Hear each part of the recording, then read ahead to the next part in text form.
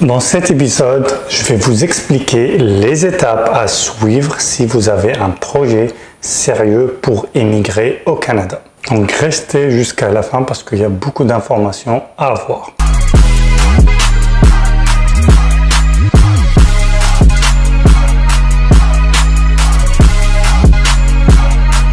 What's up YouTube et bienvenue dans cet nouvel épisode du Easy Canada Channel. Dans cette chaîne, je parle de la vie au Canada et l'immigration au Canada.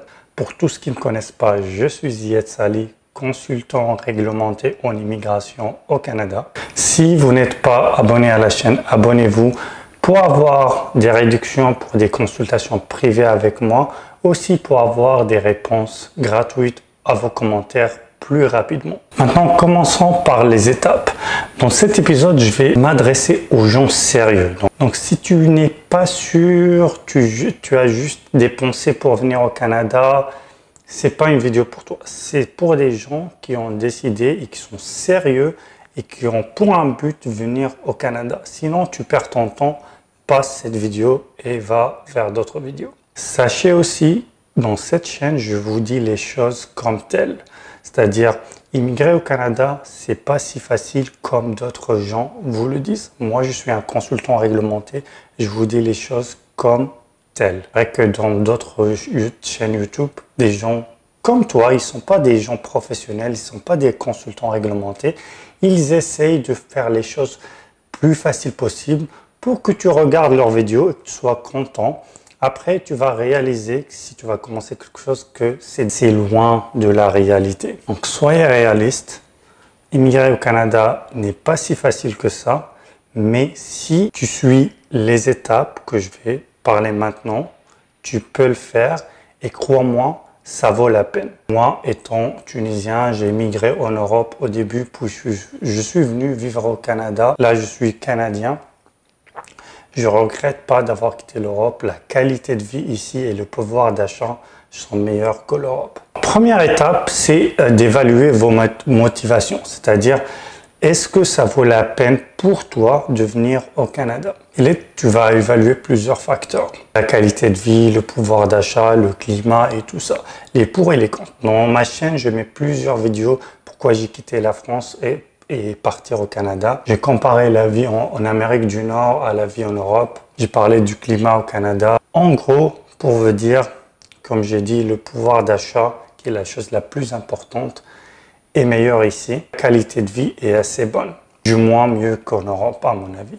Une fois cette étape passée, on va passer aux choses sérieuses. La deuxième étape, qui est l'étape la plus importante de toutes les étapes, malheureusement, il y en a des gens qui donnent pas importance à cette étape, mais pour moi, si tu échoues cette étape, tu perds ton temps et ton argent pour rien. Si tu l'as fait correctement, tu es dans la bonne voie. Il faut comprendre que pour immigrer au Canada, il y en a plusieurs programmes. Il y a plusieurs provinces, chaque province a sa propre loi. Toi, tu n'as jamais vécu au Canada, mais il faut savoir quand tu changes de province à une autre, tu changes tous tes papiers. Le permis de conduire, la carte santé, les taxes, les salaires, ils changent. C'est comme tu changes d'un pays à un autre. Donc, aussi, les lois d'immigration changent. Et c'est pour ça que c'est compliqué de savoir à quel programme te correspond le mieux. Donc, la deuxième étape, il s'agit d'analyser votre profil pour savoir quel est le programme optimal pour toi. Je dis optimal parce que tu peux être bon pour un programme, mais il y en a peut-être un autre qui va être plus rapide et moins coûteux. Pourquoi y aller au plus dur? Il y a des gens qui pensent qu'il n'y en a que entre Express ou Arrima au Canada, mais non, il y en a plusieurs. Arrima, c'est juste parce qu'on est francophone et c'est un programme du Québec. Entre Express, c'est parce que c'est le programme fédéral. Il y en a plusieurs d'autres. Pensez aussi à la résidence temporaire, parce que c'est pas tout le monde qui arrive à la résidence permanente. Donc, il y a plusieurs solutions. Il faut choisir la solution optimale. Donc, pour ça, moi, ce que je recommande, c'est d'avoir une consultation avec un professionnel, soit un consultant certifié, réglementé. Il faut souligner ça parce qu'il y en a des gens qui vont faire des agences, surtout à l'étranger. Et ces agences, dites agences d'immigration, c'est des gens comme toi en fait. Ce n'est pas des gens professionnels. Mais le Canada ne peut rien faire contre eux. C'est illégal ce qu'ils font, mais comme ils sont à l'étranger, le Canada ne peut rien faire contre eux. il faut y aller avec des consultants certifiés et réglementés. Il y en a un site où tu mets le nom et prénom du consultant. Il va te sortir si c'est un membre actif ou pas. Tu peux essayer avec mon nom et prénom, par exemple, et tu vas voir. Aussi, les avocats aussi, c'est la même chose. Soit tu vas avec un avocat en immigration ou un consultant certifié en immigration. L'essentiel, il faut bien faire cette étape-là. Ou bien, si tu veux le faire toi-même, tu peux.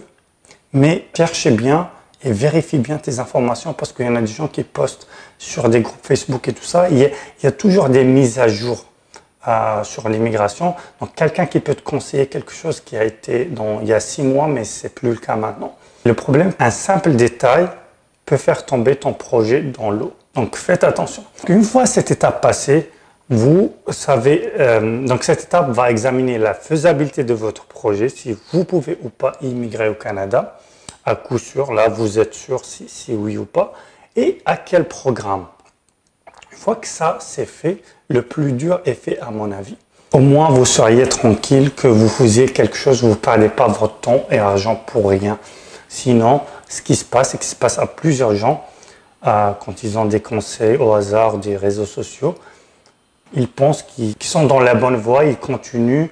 Et après, je sais pas, après quelques mois, après tous les efforts qu'ils ont fait, tout l'argent, ils réalisent qu'ils étaient dans le mauvais chemin, perte d'argent, perte de temps. Donc, maintenant, tu as le programme, tu as un projet faisable. La troisième étape, c'est d'examiner les astuces. Donc, pour chaque programme, il y a des astuces à savoir et des choses qui ne sont pas forcément dites dans le site canada.ca. Je vous dis des exemples comme ça. Pour un permis d'études, par exemple, ils ne vont pas te dire si tu fais une dégradation de niveau, ça peut risquer un refus. Ils ne vont pas te dire pour entrée express si, par exemple, tu fais un emprunt de la somme d'argent, ça risque de ne pas marcher. Plusieurs choses, donc il faut savoir ces astuces. La quatrième étape, c'est de récolter les documents. Et là, ça peut confondre beaucoup de gens parce qu'il y a des documents qui sont obligatoires et d'autres qui ne sont pas. Et aussi le portail où vous allez faire votre demande, des fois, il ne vous dit pas ces informations. Ça peut vous confondre. Une fois que tu as tous les documents récoltés, tu envoies tes demandes, tu fais le paiement et là, tu attends. Si l'étape numéro 2 était bien faite, normalement, à cette étape 4, tu vas t'attendre à un résultat positif et tu vas immigrer au Canada. N'hésitez pas de me laisser des questions en commentaire ou si vous voulez me contacter pour une consultation, je laisse mon contact WhatsApp dans la description. À bientôt!